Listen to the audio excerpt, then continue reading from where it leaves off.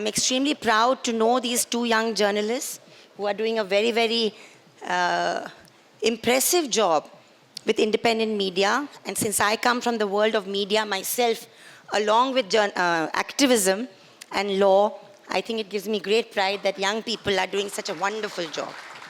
Friends, we are at a very important juncture in our country's history today, 2024.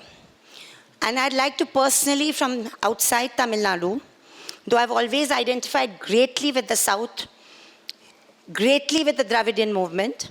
My great-grandfather was a close associate of Baba Saheb Ambedkar. I just want to say that the role played by the Honorable Chief Minister of Tamil Nadu in understanding the danger of fascist forces and stitching together the India Alliance and being committed to it, despite the Dravidian movement's honorable stance on language and the culture of Tamil Nadu, is hugely, hugely admirable. It shows that you can marry the national with the regional while not losing your sense of regional identity, independence and pride when you realize there's a threat that is bigger than all of us. And I think the threat that the proto-fascist RSS and BJP represents is not just the threat of brute hate politics and communalism, which is obvious, but it is also anti-democratic at its very core, and it's also against people's development and the development of all people. It's a shame that in the last decade, our country has seen the 10 most richest Indians' wealth soar above, and 30% of Indians are in such a pathetic socio-economic condition. Can India, the world's largest democracy, afford this kind of growth, absence of growth, iniquitous growth, undignified growth? I appeal, therefore, to not just the leaders of the India Alliance in the north, but also to the leadership here, to continue to play that vanguard role. Because today, yes, we are relieved. We are relieved that the elections did not give them a brute majority. But sir, some of us are also convinced that it was a stolen election. That however they are sitting in power with 240 seats, it's not a genuine victory.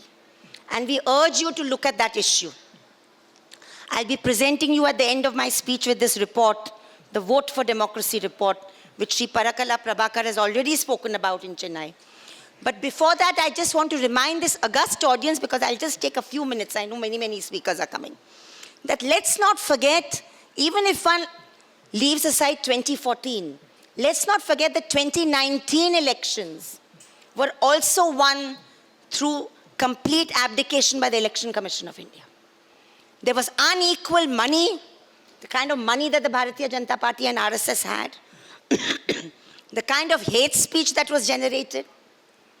Let's not forget that electoral bonds were allowed by the Election Commission, despite previous Election Commissions saying that they are anti-constitutional. We have CEC Qureshi, we have Mr. Ashok Lavasa, previous Election Commissioners saying they were against the electoral bonds. And yet, right up to 2024 February, electoral bonds benefited the ruling party. So money, muscle, and institutional subjugation is how the BJP has come to power in 2019. And even in 2024, I would like to urge that the refusal of the Election Commission to divulge the actual figures of every phase of election to date is very, very fishy and mysterious. Human Rights Watch has said that 110 hate speeches were delivered by the Prime Minister. 110. And there's not a single action by the Election Commission. Finally, I believe the greatest threat today is to the federalism that this constitution represents. Concurrent list, state list, and central list. There are different subjects. But just look at how law and order is abused through central agencies. Honorable ministers of this government have suffered. Honorable ministers of the Maharashtra Vikas Aghadi in Maharashtra have suffered. Opposition leaders across the country have suffered because of the misuse of the central agencies by the PMO and the Home Minister. Therefore, I'd like to urge, as a human rights activist, as a journalist and an academic, I'd like to urge the opposition to play as active a role today as it does during elections, and to keep a rights-based approach, a human rights-based approach when we see atrocities happening by the central government and in the BJP-ruled states. We have many, many issues before us. I thank you for giving me this opportunity. But the greatest threat to Indian democracy today is the assault by the center on federalism, financial, economic, social, language terrorism, I would call it. The imposition of the Hindi language is against the Constitution.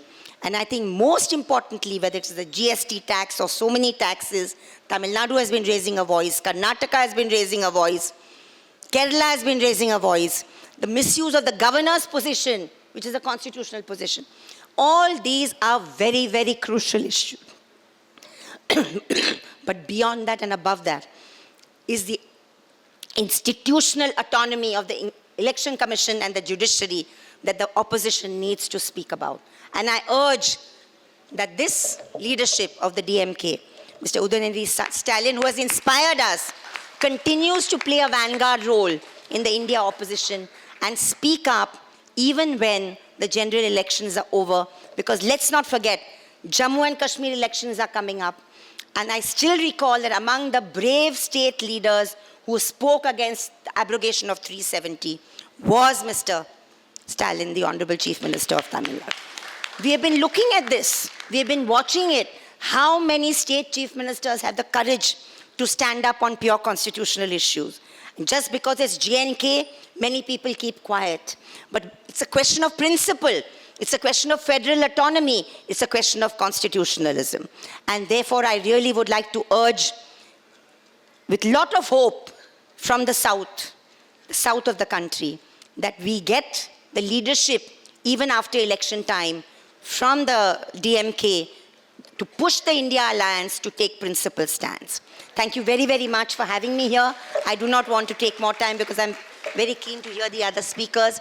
And I congratulate you on the release of this book. And I told myself this afternoon that I have to learn the Tamil language. Thank you so much.